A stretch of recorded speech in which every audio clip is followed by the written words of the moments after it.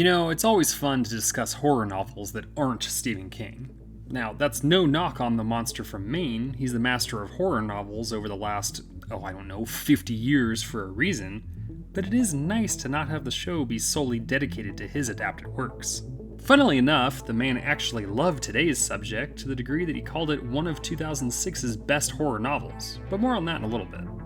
The Ruins was one of those hot properties by an author whose previous work was an instant success with critics, fans, and studio executives that put it to celluloid. The book came out, and just 2 years later, we were given a movie adaptation that had a lot of the original author's work in it, mostly because he also wrote the screenplay too. While they came out 2 years apart and were both written by the same person, just how close do these two versions come to each other? Keep your vine-cutting machete handy as we find out what happened to this adaptation.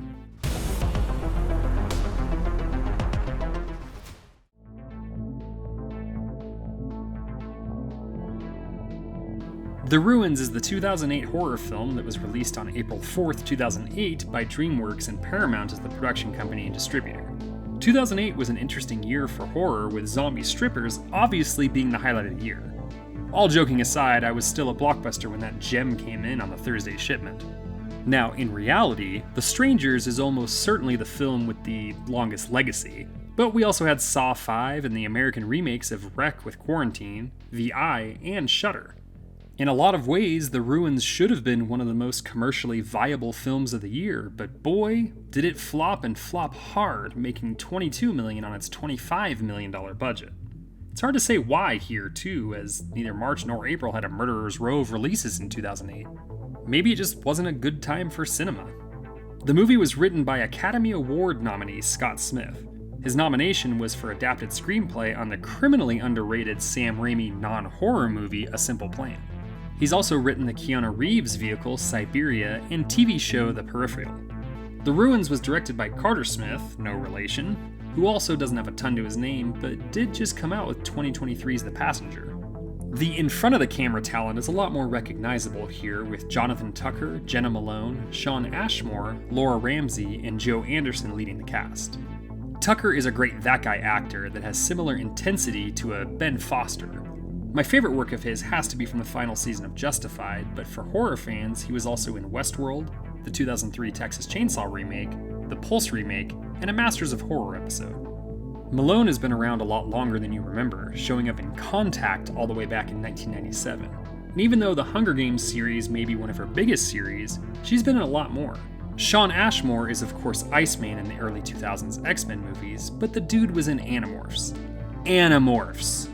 His portfolio also has awesome TV show The Following, underseen horror Frozen, where they do not in fact build a snowman, and even video games like Quantum Break and Man of Medan.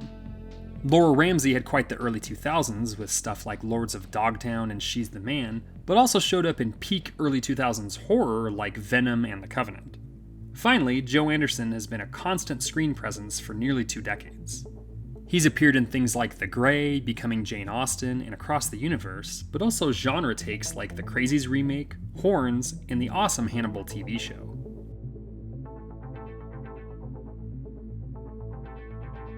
The Ruins is only one of 2 novels from, Academy Award nominee Scott Smith. His other novel was A Simple Plan that was adapted by Sam Raimi with Bill Paxton and Billy Bob Thornton. Writing The Ruins actually stalled a little bit as he wrote the screenplay for A Simple Plan. I'd say the Academy Award nominee made it worth it. It got so bad that he wasn't sure he was ever going to finish it, but the movie rights were purchased even before its completion. That'll certainly give you the motivation to complete a novel. The book was released in the summer, July 18th of 2006, and became a huge hit. It was a big seller and was critically acclaimed, especially by the aforementioned Stephen King, who called it one of the best horrors of the year, and it did for travel to other countries what Jaws did for going in the water. It really is a shame he only has these 2 wildly different works, and I'd love to see him surprise us with another. Either way, he has a great legacy to hold on to for future generations to discover, especially big ol' nerds like me who like to look at the differences between books and movies.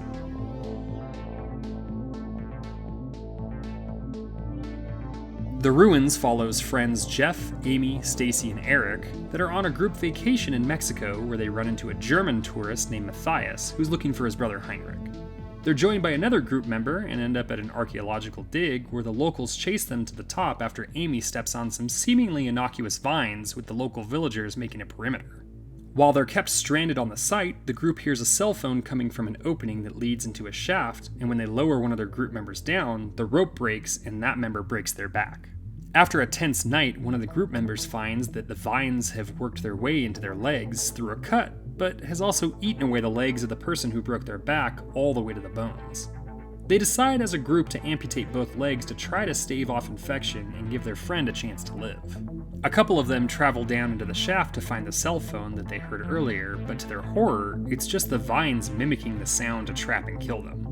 The group member that has the vines inside them has one of the others remove them, but then continues to dig them out on their own before attempting to be stopped.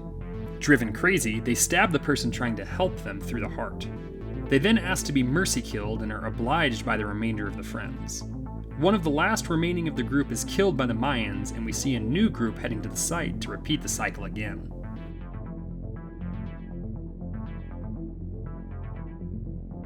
This is one of those cases of the original author probably wanting to mix things up a bit from page to screen. You know, for funsies. While the characters, for the most part, are the same, the events and order of things are a bit different. While there is a secondary group in both book and movie, the book has Pablo, who is one of the Greek tourists, while the movie has Dimitri, who is Matthias' friend from the start. The location itself is different too. The book posits the group on a vine-covered hill that has a shaft in the middle, while the movie moves the proceedings to a Mayan temple that serves the same purpose. Dimitri is shot and killed early on in the movie, while it's Pablo instead of Matthias that breaks his back in the book.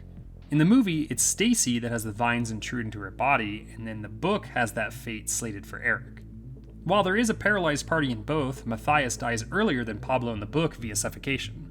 In the book, Amy is also suffocated after getting drunk, and Jeff is killed by the Mayans while trying to flee during a storm.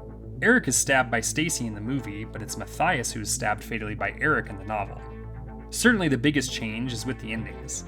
The book sees Stacy as the last of the group alive, and with no food and no hope, she ends her life in the hope that she will be a slit-wrist beacon lighthouse to ward off any and all comers, especially the remaining friends that Pablo left a note for.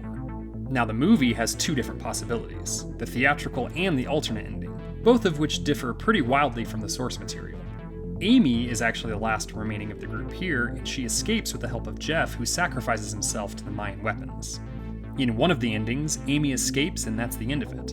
In the alternate ending, she ends up not surviving her encounter, and some familiar vines end up on her gravestone. Some other differences are the novel is a bit more nihilistic and a downer. The vines' intelligence, and quite frankly their menace, is leaned into a bit more in the book too. It's one long expression of terror with no chapters to break it up, and it's a bit longer than its cinema fantastique counterpart.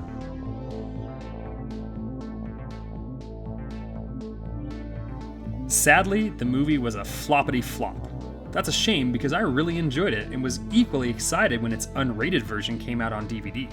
It moves quickly and succinctly through its story, has all the earmarks of a good horror film, and I personally think that it's one of the better from the late 2000s, and that year specifically. The book is a well-written and engrossing piece of fiction from an author that only has one very different novel to his name. I won't call it a tie, so I'll lean just a little bit more towards the movie, but this is an easy recommendation for both, with the differences being fun and fresh. Seek them both out, and regardless of which one you prefer, be careful on vacation and be on the lookout for vines that may be more than they appear.